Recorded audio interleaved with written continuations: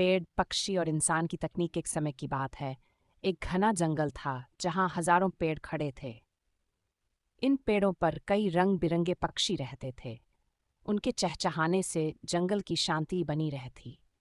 इन्हीं पेड़ों में एक पुराना बरगद का पेड़ था जिसे सभी जीव बाबा बरगद कहते थे। एक दिन जंगल के पास एक गांव में रहने वाले इंसानों ने जंगल को काटकर वहां एक फैक्ट्री बनाने का फैसला किया। बड़ी बड़ी मशीनें आईं, पेड़ों को काटा जाने लगा, पक्षी घबराकर इधर उधर उड़ने लगे। बाबा बरगद दुखी थे क्योंकि उनके पुराने दोस्त एक एक कर गिर रहे थे। एक नन्हा तोता जिसका नाम मिट्ठू था बाबा बरगद के पास आया और बोला, बाबा हम क्या करें, हमारे घर उजड़ रहे हैं। बाबा बरगद ने गहरी सांस ली और कहा, तकनीक का सही उपयोग करना सीखो ताकि तुम इंसानों को यह समझा सको कि जंगल भी जरूरी है। मिट्ठू और बाकी पक्षियों ने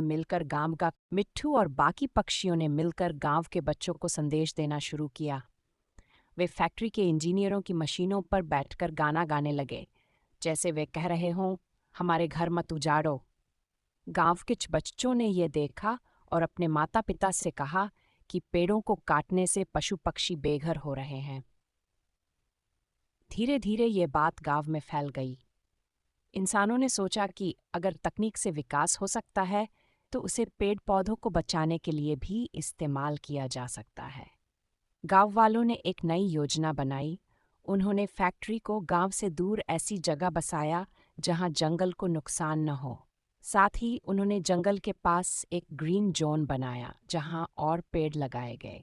अब बाबा बरगद, मिट्ठू और बाकी पक्षी फिर से खुशी खुशी रहने गए। उन्होंने सीखा कि अगर इंसान अपनी तकनीक का सही इस्तेमाल करे तो प्रकृति और विकास दोनों साथ साथ चल सकते हैं।